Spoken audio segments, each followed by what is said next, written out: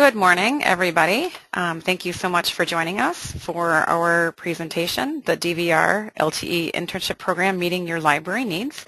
I'm Jamie Machik with the Nicolet Federated Library System, and this is kind of a last-minute add-on that we decided to do, and we're glad that you're here with us today to learn about this program.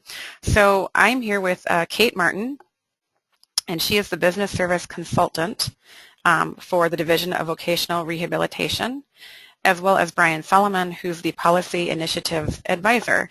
And they're going to talk about an on-the-job internship program that they are offering. So they're going to talk a little bit about the program, and then they'll take your questions. And if you have questions, you can use your question box for those, and I will relay those. Not really sure how long this is going to take. They have some material, so depending on how many questions you have, this could be pretty short. I am recording this, so if you miss something, you will be able to listen back to the recording, and I'll get that posted.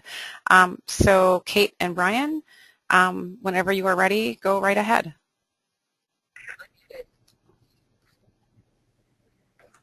Thank you so much, Jamie. This is Brian Solomon here, and I got Kate Martin with me. Hi. And we're thrilled to be here. Thank you so much for giving us the opportunity to talk to all of you.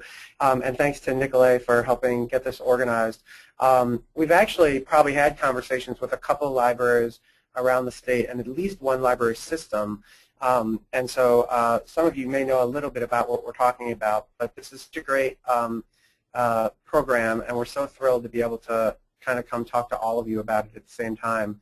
So we're really appreciative for the opportunity. And as Jamie said, we don't have that long of a presentation, actually. It's a pretty simple program, to be honest. But we just wanted to go over it really quickly, and then we'd be happy to stay as long as you guys need to help answer any questions. So with that, we'll just dive right in. And we're going to kind of tag team this a little bit. Just so you know, we're Jeff 1. We work generally out of Jeff 1, which is where the State Department of Workforce Development is housed. But Jeff 1 caught on fire late last week. And so we're kind of ad-libbing it here from a little laptop computer in someone else's office in the Aberg Job Center here on the east side of Madison. So hopefully everything will go okay. But we're out of our building probably for at least a few weeks while they do repairs. So thank you for being patient with us if everything doesn't go perfectly, but hopefully it will. So DVR, I just want to give you a, what's going on here? Our first problem. Uh-oh. Yeah. Not forwarding? Oh no. Forgive us. I'm glad I gave you that little spiel about, there we go. Okay. Let's see. I think we have a really slow connection here. I'm seeing the slide just fine, so you're good. Okay, great. Okay, thank you so much. It's still taking, it's pretty slow here, so forgive us in advance, but it did move. So, okay, so just a quick thing about DVR. We're part of the Department of Workforce Development, as I said, which is like the Department of Labor for the state. I used to be with Wisconsin Job Service, and so Job Service around the state, we worked with a lot of libraries, so I may have even had some interactions with some of you in the past, back when I was wearing my old hat. DVR is the Division of Vocational Rehabilitation, and we work specifically with people with disabilities to help them get employment. And we also work with the business side and with employers, including the public sector side. And my job is brand new here in central office, usually in central office when we have a central office, to really initiate this new business service program that's kind of the third carrot down here about working with businesses and employers. And we have a network of 19 business service consultants around the state who help serve business. Kate is one of them. She's in central office, and her whole job is she's a statewide business service consultant working with public sector, state agencies, municipalities, libraries, school districts, educational institutions all around the state to talk about and promote the program that we're going to promote to you guys today. So even though our main mission in DVR is to help people with disabilities find work, when Kate and I are talking to you, our main customer is you. You as the library are the business that are hiring that are potentially hiring our workers, Kate's and my main job is to work with businesses. So even though we want to see our customers get work, you are our main customer when we work together throughout the course of our relationship. And I just hit the button again and again. I think it's going a little slow. So, oh, that's a good idea. Kate suggested that maybe we hit it about a minute before we go. We'll try that next time. I have no idea why this is happening.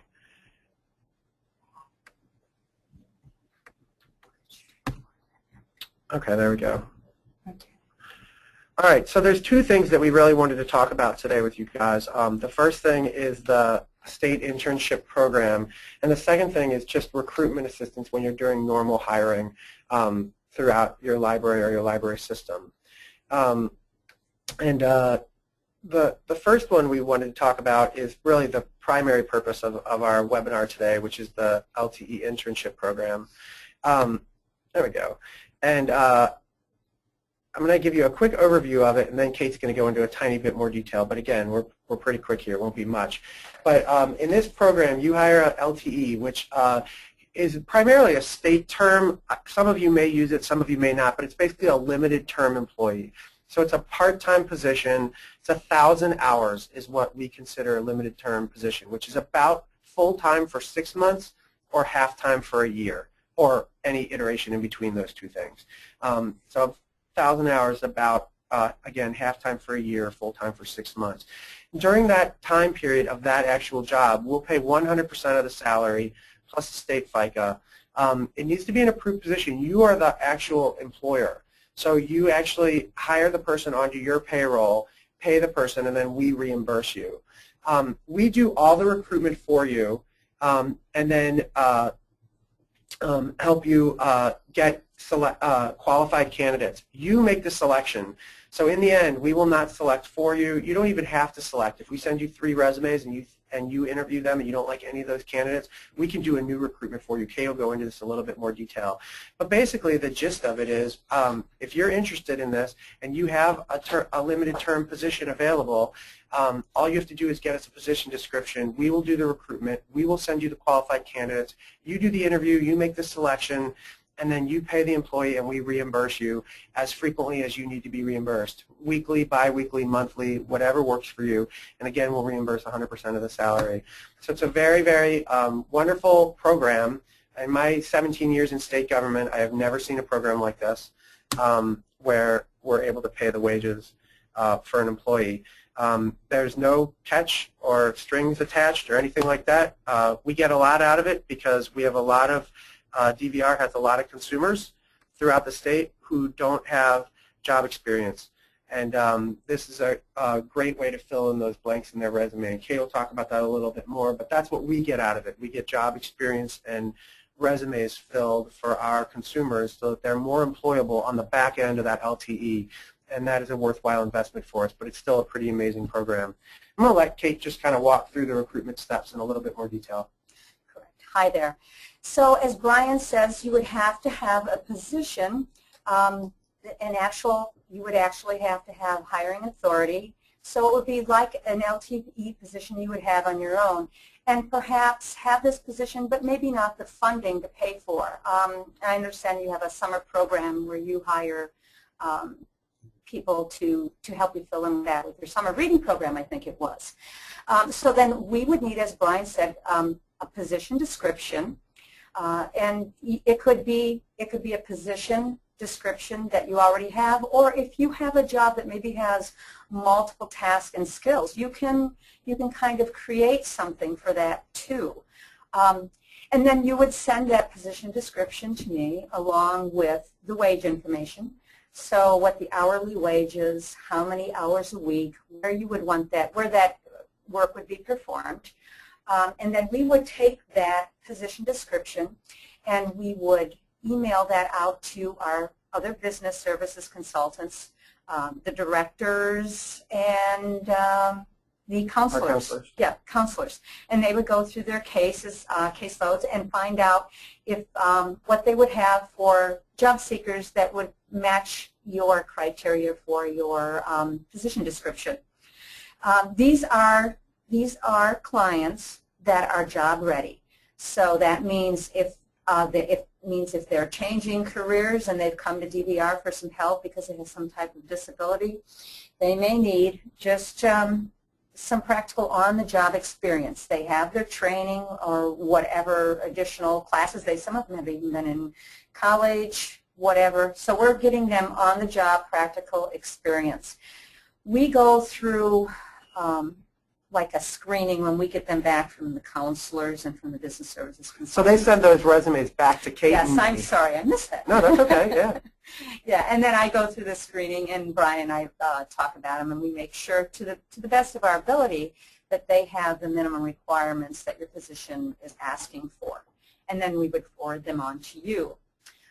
Then you would go through your own screening. You would contact the job seekers, the DVR clients directly, set up interviews with them, and go through the same type of process that you would go through your own hiring if you were hiring them yourself. From our standpoint, though, it can be a very informal interview process. They Correct. can be phone interviews. We don't have any real requirements except for that you treat, if we send you 3 resumes, we want you to treat the 3 people the same way. So if you do a 5-minute interview for one on the phone, do a 5-minute interview for all of them. That's all that matters on our end. Right. If you and again, if you have somebody in mind, if you've worked with people in the past, again, they would just have to be DVR clients, but that's perfectly fine. We just would need to go ahead and go through the standard recruitment procedure. And then all we need from you after that is when you've chosen a DVR client, we would send you an agreement. It's called an Intern Agreement. And that would basically have all the wage information, the location, the title of the job.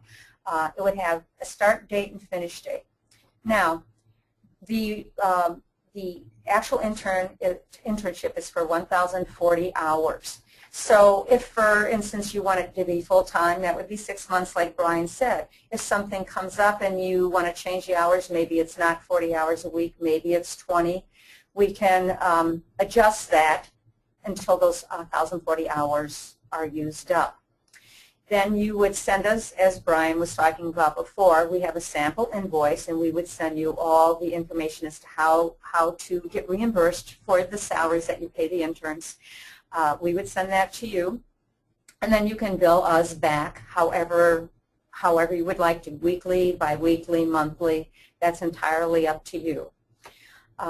Anything else you want to add on that, Brian? No, you got it. Okay. And then, do you want to yes, talk and about then that? yes, and the requirements for paperwork is minimal. I mean, basically, the only paperwork you have is a monthly evaluation, which is just a 1-page evaluation on the intern's progress, because progress reporting, monthly progress reporting, is very important for the program. And mainly because we want to make sure you're happy. Right. We've had agencies before Kate and I took over. We just took over this program in the last year, but prior to that, we had agencies that were using this program before us who said to us they're worried about using it because they had an LTE and it ended up being a bad fit, and you know, they had them for 6 months, and they were just so thankful once they were gone they didn't want to try again. Well, we don't want that ever to happen. Our goal, of course, is to have a perfect fit every time. But if there's a problem, we want to know right away, and that's the main point of progress reporting. So you can tell us, again, you're our customer.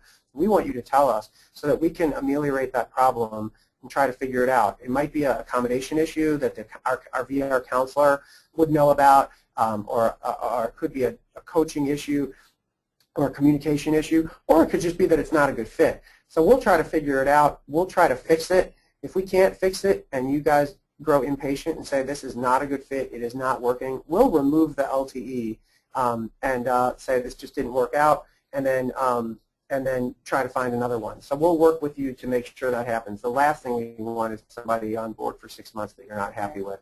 And you know, I would say 99% of our placements agencies have been very happy with. In a couple occasions there was an issue where they came to us and said there's a problem, and we weren't able to fix it. And only a single time was there, since Kate and I have taken over, was there an LTE that just was a bad fit. And we worked with the agency to just get them out of there and try to find something else for them that was a better fit, and try to find a better LTE for the agency that was a better fit for them. So right. That's really the only point of it. And after they start they start the internship, I'm going to call you personally, whoever the contact is, and see how they're doing. So, and then usually sometime midway between. And then other than that, it would just be the evaluation forms you would email back to me on a monthly basis. Again, if there is any issues or problems or concerns, contact me. You'll always have an open line of communication where that's concerned. And we'll be your single point of contact so that you don't have to deal with our service providers or our counselors or any of our other folks in the field. You guys can come straight to Kate and me, and we'll deal with all the folks on our side so that you just can maintain a single point of contact with us. Right.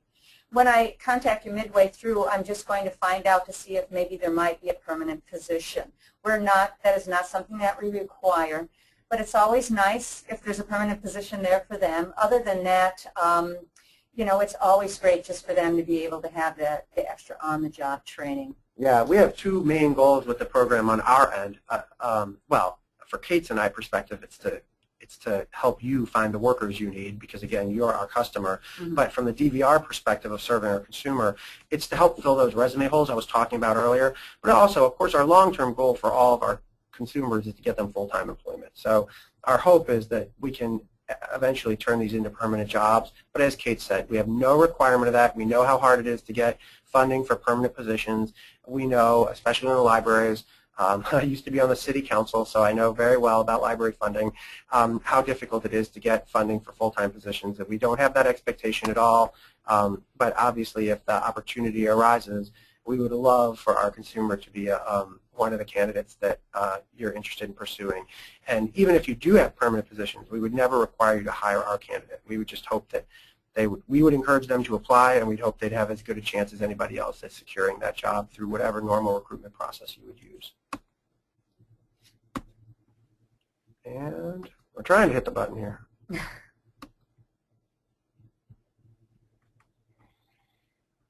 Okay.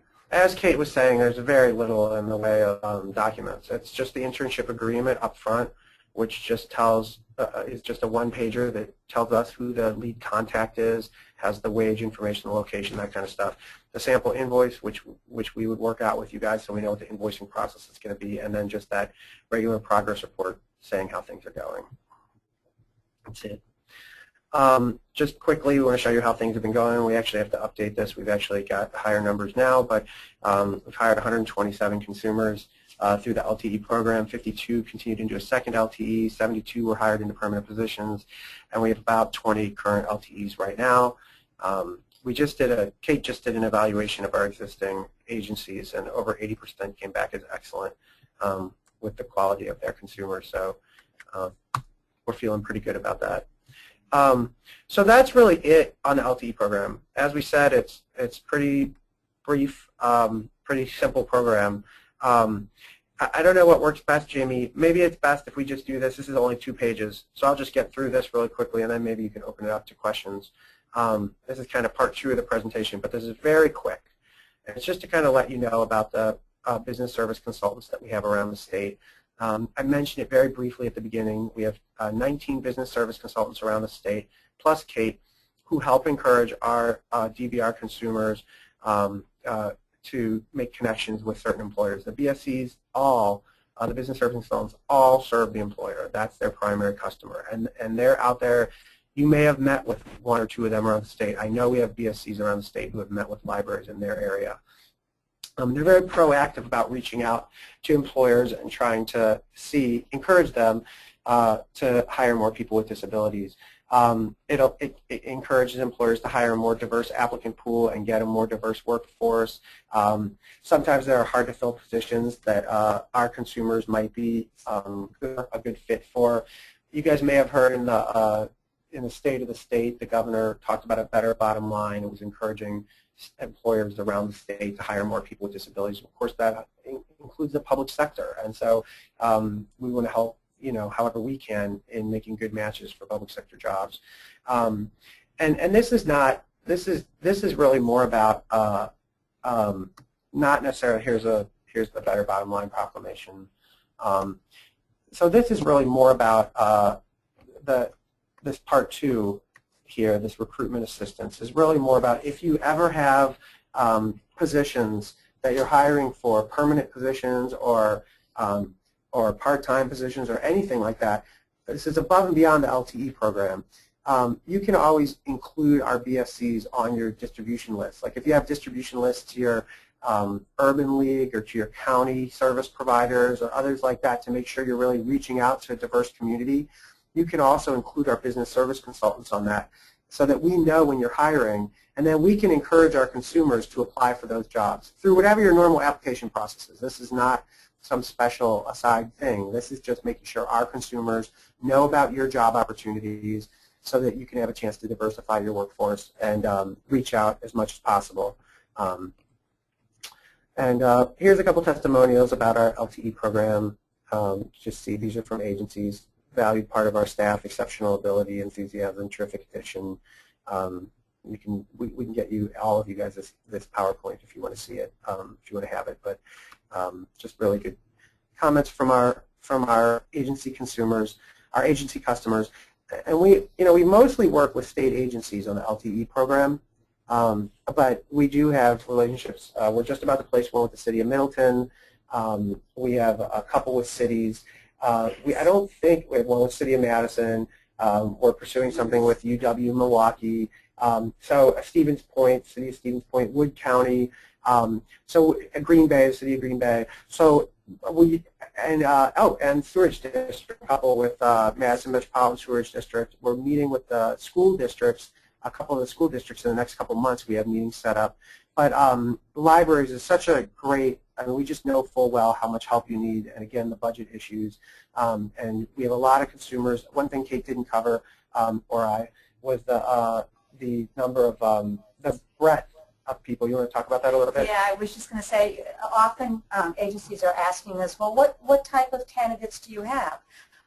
And we have everything from laborers. A great share of our candidates have office or clerical type background, but we have everything from, like I said, beginning, entry level, all the way up to bachelor's and master's degrees. We have IT people, we have attorneys, and everything in between. And it's constantly changing. So that's the other thing is we have new consumers coming in all the time. We have existing consumers getting jobs all the time. So it's constantly changing, but we always have a pretty good breadth. And just knowing what kind of help libraries would need, we feel like we have, it's all different in different areas of the state also. In Milwaukee, we have a huge client pool with a vast array of skill sets. In Madison, we have a big one. Green Bay, we have a big one.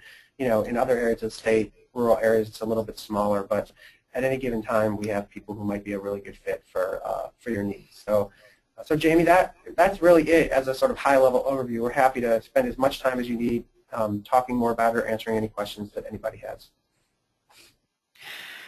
Great. Thank you, Brian and Kate. As I said, they will take any questions you have at this time. I just wanted to mention that Mark here at Nicolay said one of our libraries has an LTE in this program, and he said it's working out very well. One of the questions that came in is, can a person in your program have another part-time job outside of your program? Yes, absolutely. Some of our folks have multiple jobs. Some of our folks are in training, like in school, and working at the same time. All that matters, in order for us to pay the wages, they have to be an enrolled DVR consumer. So all that matters is that they're in DVR. When people enroll, we have a network of counselors around the state. They're master's degree voc rehab counselors. The first thing they do when they get a new case is develop an individual plan for employment, an IPE. And as long as what the consumer is doing is connected to their IPE, it's fine. So when Kate and I go out and do a recruitment, we recruit through the counselors, and the counselors help make sure that that position will fit into their IPE, their employment plan.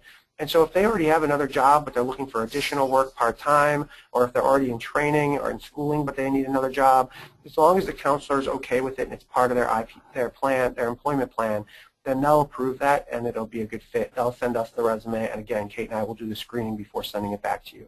But all that matters is that they're a DVR consumer and that it's connected to their employment plan.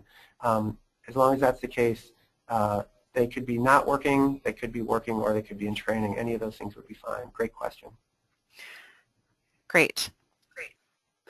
Another one is, there is an adult that currently volunteers at the library. I suspect that mental illness is preventing him from working. I am not sure what services, if any, he is receiving. Is there a way to appropriately approach this person or an agency to see if there is a way he can be paid for his work?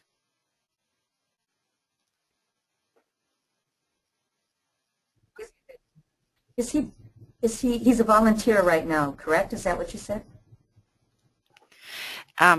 Yes, it sounds like right now he currently volunteers at this particular library. Yes.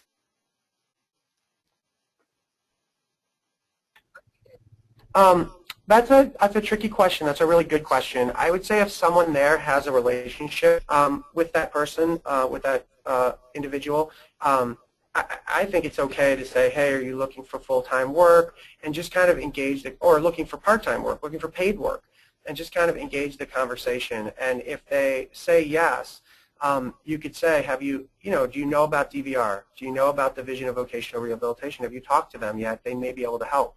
And just refer them over.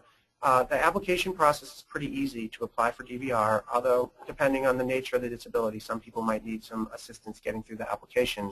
And then once they apply, they'll go through our eligibility criteria about whether or not they would be approved as a candidate. And that's not Kate and me, that's a different process. And then once they're accepted as a DVR consumer, they'll be assigned a counselor, and a counselor will start working with them to see what their long-term employment goals are, develop that individual plan for employment I talked about, and then move forward from there. So I think, we are a work program. My guess, if that individual is already volunteering at a library, is that they're connected to some social service provider in the community who's providing volunteer positions. Depending on the nature of their disability, of course, some people really in a sort of supported work environment, and maybe even a volunteer position, might be about the best case scenario for them, depending on the nature of their skills and their disability.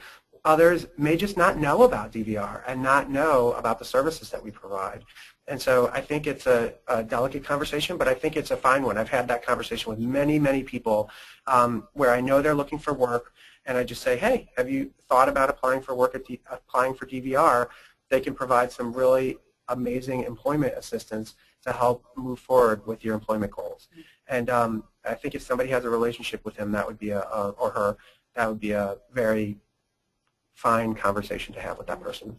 And one thing I just wanted to add is this is not necessarily a quick fix. Sometimes the application procedure and they might have to wait a month or two, and that's all based on it's a tiered system, so the greatest need will get served first. So it could be a few months before they get accepted into DVR, or less.